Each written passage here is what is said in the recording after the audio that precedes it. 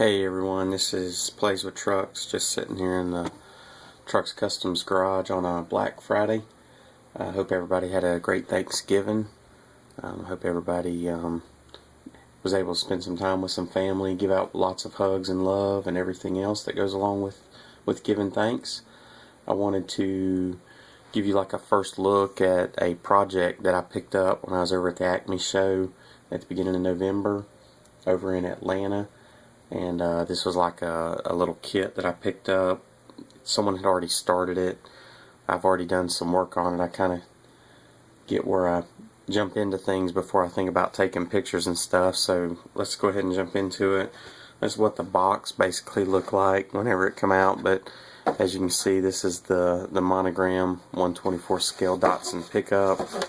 And there's what I picked it up for. $3. You know, someone's done a doozy on the box here, and you can kind of see that. It's one of my favorite trucks. We used to have one of these extended cab version when I was a kid, so it's kind of got a place in my heart. The one we had was a two-wheel drive though. Here's the body itself, and you can kind of see I've already given it a bath. I wanted to, like I said, I should have took some pictures before, but it was all brown. And I threw it into the pond. I used the LA's Totally Awesome degreaser, and it stripped it really good.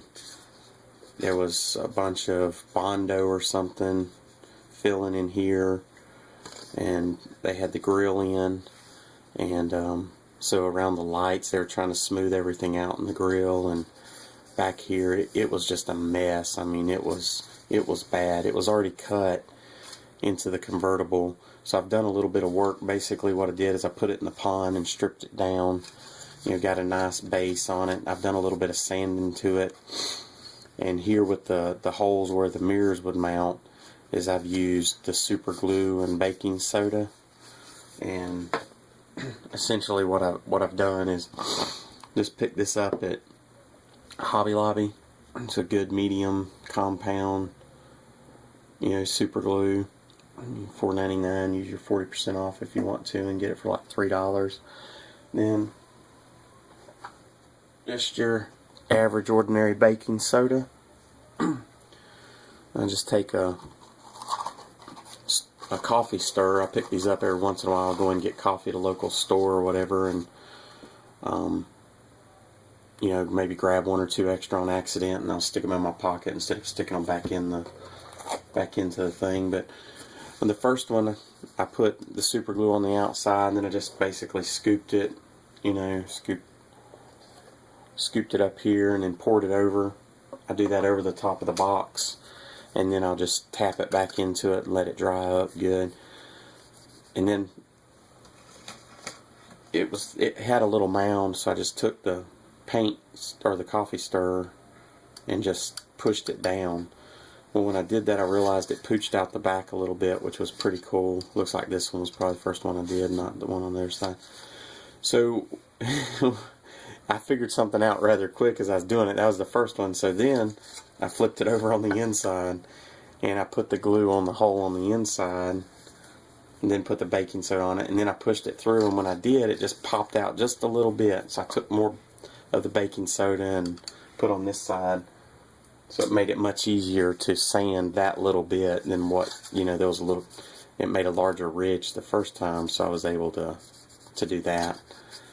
So that's a good little tip. I just recently started using it. Spencer 1984 has a great tutorial on it. There's a bunch of them out there, so you guys can go watch whatever you want on that.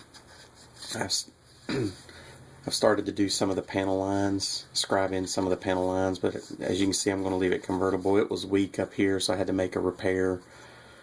You can kind of see the crack right there. I've made a little bit of a repair there, and it's probably stronger now than it was before. I'll put a tonneau cover across the top so you can kind of see. But I wanted to bring this to you, you know, let you guys see what it was going to look like. Again, this is the first look for it. This is the chassis plate. I'm going to take the gas tank, and I'm actually going to cut it out, scribe it along here and scribe it along there. I'm going to cut it out. I'll probably move it. I may thin it out, you know, cut around the edges here and thin it out, move it to the rear or something. And I'll probably take, this is the 4-wheel drive front differential. I'll probably modify this one and actually use it back here so I can lower it, because this is meant to be a 4-wheel drive and I want to make it at least sit like a 2-wheel drive or a low rider. Once you put this in there, you know, it's still pretty high. So I think you guys get the idea of what I'm trying to say here, you know, with this. And you know, instead of it being, you know, the 4-wheel drive would be up here with the wheels, you know, I'm going to take this and reverse it, and I may even modify the undercarriage or something, build my own frame. I'm not 100% sure yet, but I definitely want to countersink that up here where I get the wheels up in the wheel wells. Same with the front. I'll come in and maybe make a pin or something, or modify the rear one to do this. But that's just a first look, guys. I wanted you to see one of the finds that I picked up. I like this. If anybody's got these kits you want to get rid of, please let me know. I'd like to have a bunch more, 2 or 3 more. So I appreciate you guys stopping by. This is James. You know me as Plays with Trucks. I'm sitting in the Trucks Customs garage. God bless you guys and have a great day.